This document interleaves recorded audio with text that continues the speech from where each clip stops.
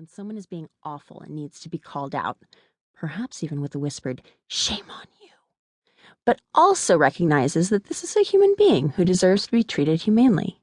I want to feel comfortable gliding through scary social situations, ranging from walking into a party by myself to hosting a big event.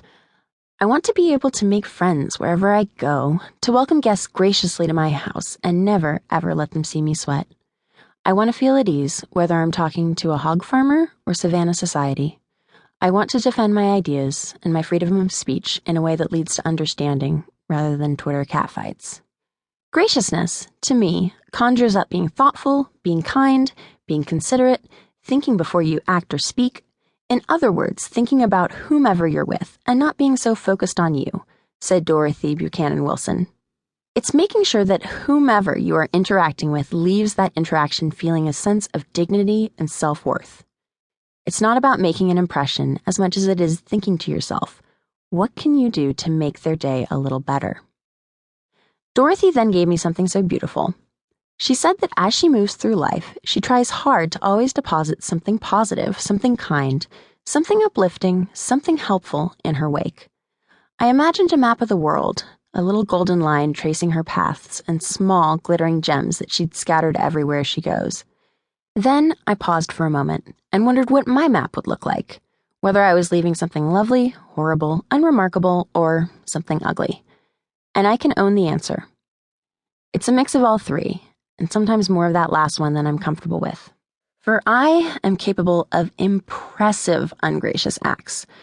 Brief example, just today my best friend was telling me about her very painful breakup, and I interrupted her to reference a completely unrelated YouTube video. Why did I do that? We all do and say things we regret. Rushing through life with our head down, rarely giving the present moment and people the thought and care they deserve. That kind of attention is rare enough that when you are with someone gracious, you know it. Or, more accurately, you feel it. You feel smarter, kinder, more loving, more capable. That is the gift that a gracious person gives to you and to everyone, which is why it's a universally sought-after quality. Despite all this evidence of the goodness of graciousness, people talk as though it's gone, or at least is going extinct. Oh my gosh, wouldn't it be amazing if people still had manners? I've heard many people say, gazing out a rain-streaked window as if searching for that polite brigadoon, forever lost to the ages and perhaps only a myth, but, oh, such a beautiful story. Younger people, and older ones too, sometimes act as though graciousness, tact, and civility are rare earth minerals, the last of which were mined in 1977.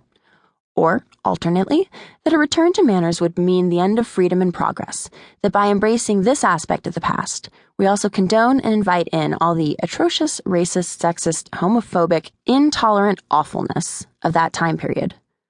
All those things, of course, still exist. For more on how to respond and rise above them, and how you can be on the right side of things, see Chapter 3, Grace Under Fire.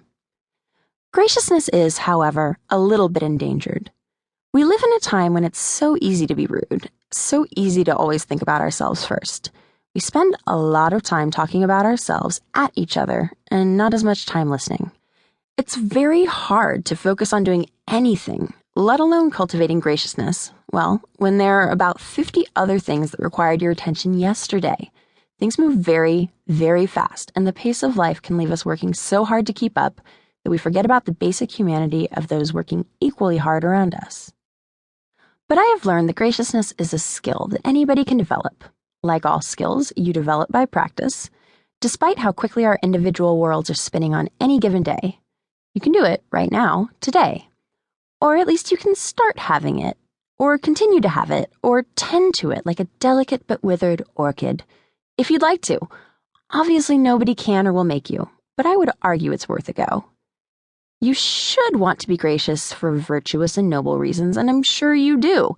However, it certainly doesn't hurt that there are many, let's say, tangible and immediate payoffs. To name a few.